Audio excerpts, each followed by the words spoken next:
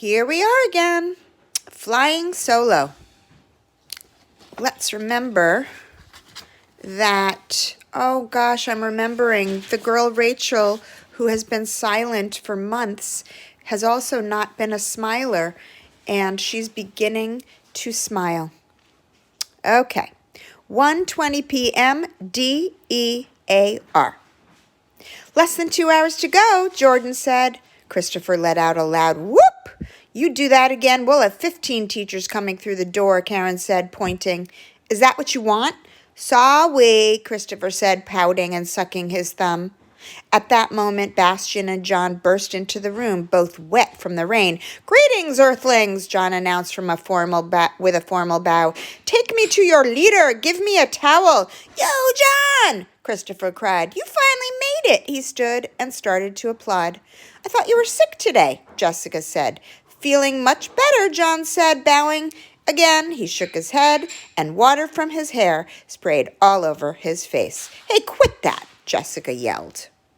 I wrote a note for him, Bastian said. He skipped into school. Yes, Christopher sprang up to slap John 5. You guys smell like wet dogs, Vicky said, wrinkling her nose. Thank you, John said, bowing for the third time. He strolled to the front of the room and fell back into Mr. Fab's empty chair. I wouldn't miss this for $1,000,000. John pulled out 2 bags of candy from his backpack and tossed them to Tim and Christopher. Party time, Christopher cried, ripping open a bag. You mean DEAR dime, Karen said, pointing at the board. John laughed. You're kidding, right? Rachel closed her eyes and pictured Tommy Feathers during DEAR reading, with his face close to the book. He always hummed while he read, and he always hummed the same tune, the 1812 Overture. No way, Bastian said hotly. I'm not going to do DEAR or DARE or WEEB or any other stupid thing. We shouldn't be doing any work when we've got no teacher. At this rate, we're going to get into the Guinness Book of World Wimps. Mr. Fabiano always does DEAR after lunch, Karen said, as if it were settled. Now hear this, Bastian said. He cupped his hands around his mouth and spoke as if it were a megaphone. I have an important announcement to make. Mr. Fab is not here. Repeat, Mr. Fab is not here. That's what you think, Tim muttered. I'm reading, Jessica said. Why? Bastian demanded. Because I happen to enjoy it, she replied calmly. Yeah, me too, Vicky put in. Some of the girls started pulling out their books. Look at this, John said, stuffing 2 pieces of bubble gum into his mouth. He held up a computer disk. Anybody up for playing a little Doom 3? Yeah, I do. I'm playing. Let me go first. Tim, Christopher, Robert, Corey, Jordan, Sky, Bastian, and John all rushed in the back of the room and crowded around the computer. You guys are so wicked, awesome, cool, Rhonda said. Fact, Christopher said. Go back to DEAR, Tim told Rhonda. Shut up, Rhonda told him. I feel sorry for you, Tim said. I really do. That's how DER time went. The boys played Doom 3. The girls read. Rachel looked over at Sean's empty desk. She wondered which one he would choose. The computer game, probably, even though he didn't usually hang out with the other boys much. The room felt different, emptier, now that he was gone. Rachel pulled out her book. She loved reading, but the whole idea of DEAR bugged her. Why cram reading into a 15-minute time block and give it a cutesy name like that? Why not just call it Reading? It was the world's dumbest title. You didn't drop everything when you read. You picked something up. Still, reading was the best part of the afternoon, especially on a rainy day like this. There was a cozy feeling in the room when the whole class, including Mr. Fabiano, read their books together. Rachel picked up a book, a beginner's flight manual. It was the most detailed book she had ever read on how to become a pilot. She read slowly so she wouldn't miss a single word. Several steps are involved in earning a pilot's license. Each one requires many hours of practice. The next 3 chapters will cover the following areas. Chapter 8, Simulated Solo. Engineers have designed machines known as flight simulators to help train pilots. These machines are totally realistic with all of the pedals, instruments, rudders, and throttles you have in a plane. Sitting in a simulator on the ground feels like you're actually flying in a jet or propeller airplane. A simulator allows you to experience flight conditions, takeoff, flight, approach, and landing in a controlled setting where you can't get hurt. Chapter 9, Supervised Solo. This happens much later in your training. In this step, you can actually fly the plane under the guidance and strict supervision of an experienced pilot. Often, the pilot will take off or land the plane, but allow you to fly for short periods of time. Rachel looked up from her book. The room had begun to turn bright. She looked out the window and saw that the rain had stopped and the sunlight was playing sparkling tricks on the new grass. For some reason, this sudden light reminded Rachel of her first airplane flight. She was 10 years old, flying to visit her father in New Mexico. The plane left in a heavy rainstorm, rose through thick clouds, and then burst through into the purest sunlight, the bluest skies Rachel had ever seen. Chapter 10, Solo Flight. This is the ultimate goal, to fly on your own. 135, Exploration. Okay, guys, we better stop, Karen said. No, Christopher cried from the computer. I'm about to kill this guy. We've got exploration, Karen said, pointing at the schedule. Tim and Jordan booed softly. Christopher began sounding a low chant. Boring, boring. Rachel sighed and slowly closed her book. As far as she could tell, exploration was just a snazzy word for geography, which boiled down to old-fashioned map skills. She dreaded this subject, and she suspected that Mr. Fabiano felt the same way, since he scheduled it so late in the day. Not even a teacher like Mr. Fabiano could breathe much life into map reading, though he certainly tried to show his students how important it was. If you want to fly, you have to know how to read a map, Mr. Fabio told her one time. Longitude and latitude, elevation. There's no way around it. If you want to be a pilot, you have to know this stuff. Cold. But it's so deadly dull, she had written on a slip of paper. Don't even think about it, Tim said, shaking his head. We're not doing any more work. This won't take long, Karen said. She started passing around the photocopies. There's just one worksheet and then we're home free. I bet we could knock it off in 20 minutes. Where's the legend? Right over here, John said, pointing at Bastian. Very funny. It's true, John said smugly. He's a legend because this is his last day of school. I'm gone, Bastian said. I'm history. Have a nice life. Wah, Christopher cried furiously, rubbing both eyes. Goodbye, Jasmine said coldly. Now where's the map legend? Do I have to spell it out for you guys? John asked, pointing at Bastian. It's his last day. We have to do a rock ritual. It's not on schedule, Karen said doubtfully. Forget the freaking schedule, John cried. He's leaving. This is our last chance. Fact, Christopher put in. For a second, nobody spoke.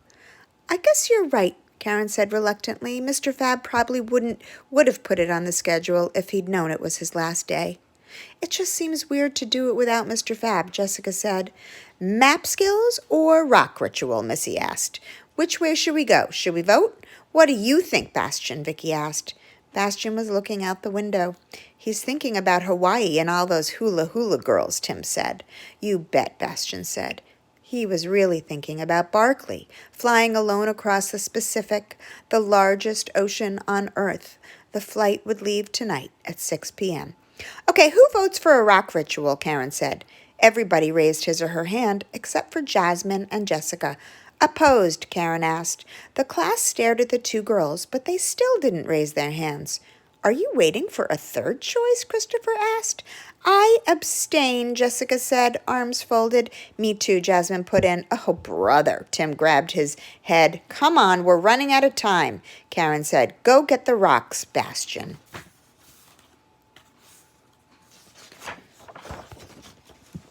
Rock Ritual, 140.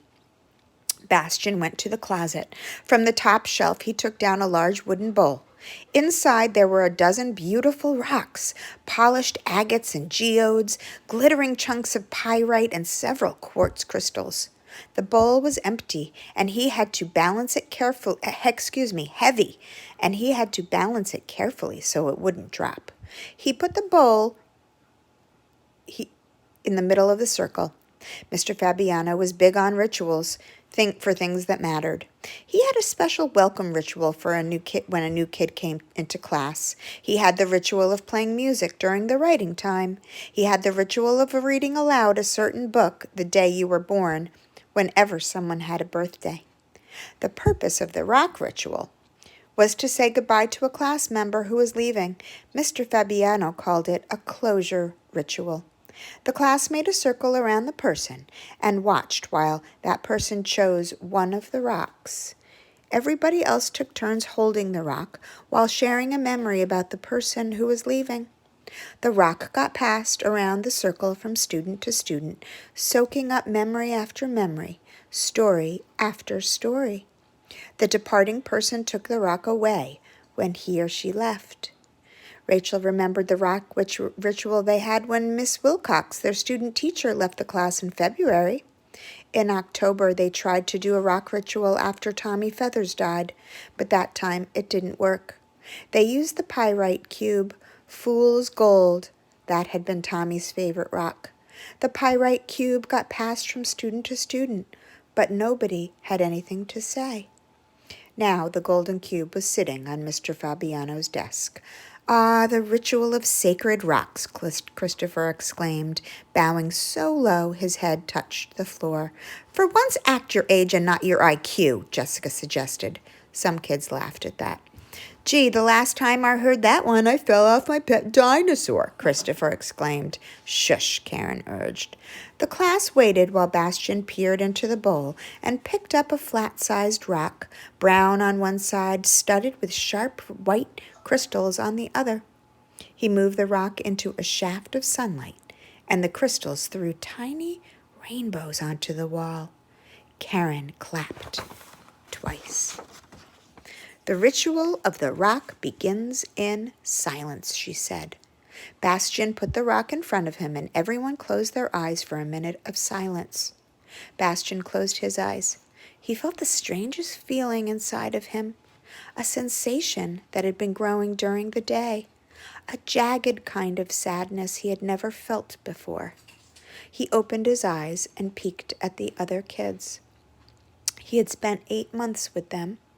He would try to keep in touch with a friend like John, but the rest of them would drift out of his life forever. He didn't feel broken up about leaving any of them, so why this sadness? Or so sharp, so sudden? It didn't make sense. Sean O'Day came and squeezed into the circle next to Rachel. At that instant, all Rachel could think of was Tommy Feathers, the way he always scurried to sit next to her during circle time. That was the thing about Tommy. She might forget his dirty hands or the off-key way he hummed during writing time, but she would never forget the way he looked at her. A look filled with love that was as transparent as the cleanest glass. You could see right through it.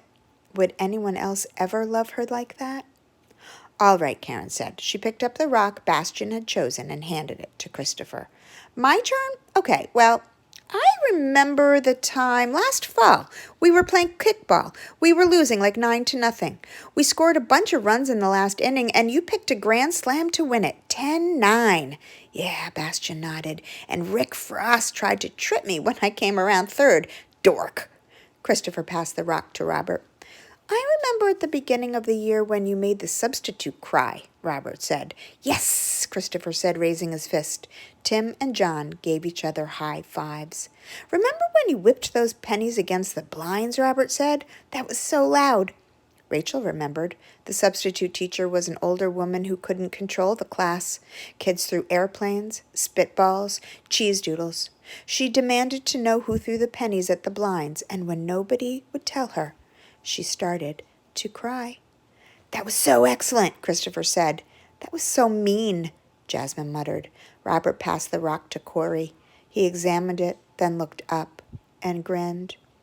Remember when you blew up that mailbox, he said. I was there, John said, drumming his thighs. Ooh, that was great. Who, me? Bastian asked innocently. He put a cherry bomb in it, shut the door, and blam, Corey said. There was metal all over the place. Thank you, Bastian said, nodding left to right. Whose house was it? Vicky asked. Who cares, Christopher said. Corey passed the rock to Sam. Sam took the rock and slowly turned it over in his hands. Well, I remember your birthday party, he said softly. We threw Mr. Fab into the pool. Everybody smiled. Yeah, Jasmine said, and your mother ironed all his paper money to dry it. Remember that? He wasn't even mad, Tim said. My old man would kill me if we threw him into the pool.